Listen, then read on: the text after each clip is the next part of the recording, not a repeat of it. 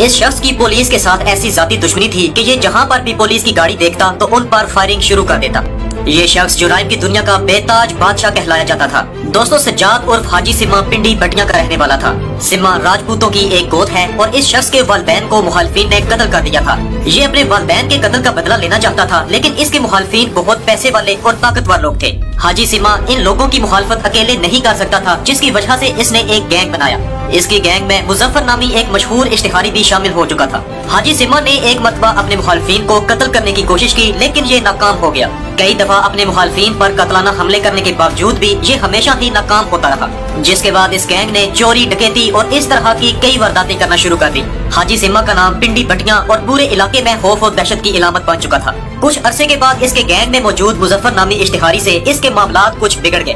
बात बढ़ी, लड़ाई झगड़ा हुआ और हाजी सिम्मा ने मुजफ्फर नामी इश्तिहारी को कत्ल कर डाला। इसके बाद ये शख्स इश्तिहारी हो गया और अब इसने वारदातें मजीद बढ़ाना शुरू कर दी। हाजी सिम्मा ने अगवा, बराए तावान और बत्ता वसूली जैसे जुराइम करना भी शुरू कर दिए। ये शख्स अमीर कबीर लोगों को फोन करता और पैसों का मुतालबा करने के साथ साथ उन्हें कत्ल करने की धमकियां भी देता। लोग इसके खौफ और दहशत की वजह से मजबूर होकर इसे बत्ता देने पर रजामंद हो जाते। इसी अरसा के दौरान हाजी सिम्मा पर कत्ल, अगवा, बराए तावान, डकैतियों और वारदातों के कई पर्चे दर्ज हो चुके थे, जिसकी वजह से हुकूमत ने इसके सर की कीमत 25 लाख रुपए मुकर्रर कर दी, जबकि पुलिस को हाजी सिम्मा के साथ साथ इसके भाई भी मतलूब थे। पिंडी बटिया में ये शख्स अपनी दहशत इतनी फैला चुका था कि जिसे भी ये पता लेने के लिए फोन करता वो शख्स कभी भी इसके सामने इनकार नहीं कर सकता था। यदि हुई वारदातों के पेश नजर पुलिस हमेशा ही इसके ताक़ुब में रहती। एक दफा पिंडी बटिया के ही एक इलाके में पुलिस ने इसे घेर लिया। यहाँ पर बहुत बड़ा पुलिस मुकाबला हुआ जो कि 10 घंटे तक जारी रहा।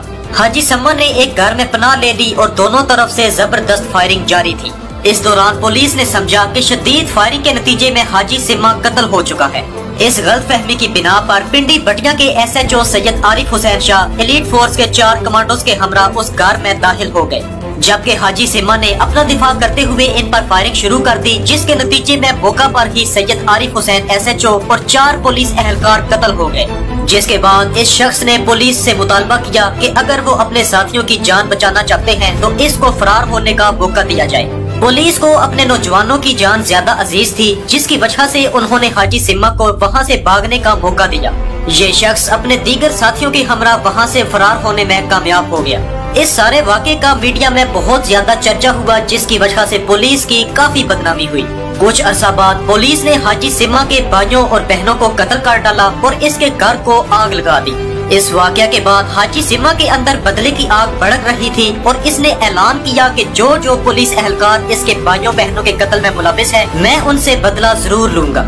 इस शख्स को उस वक्त पुलिस से इतनी नफरत हो चुकी थी कि ये जहाँ पर भी पुलिस की गाड़ी देखता तो उन पर फायरिंग शुरू कर देता। दोस्तों, कुछ ही अरसा के बाद हाजी सिम्मा के कुछ जानने वालों ने इसे दावत पर अपने घर में बुलाया।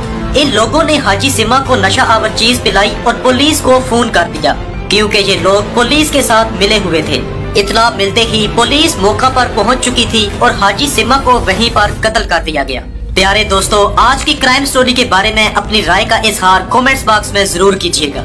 दोस्तों, गुजरांवाला से ताल्लुक रखने वाले गुज्जर बिरादरी के 2 भाई, जिन्होंने पहले हमले में 2 DSP और दूसरे हमले में DPO सियालकोट को कत्ल कर डाला।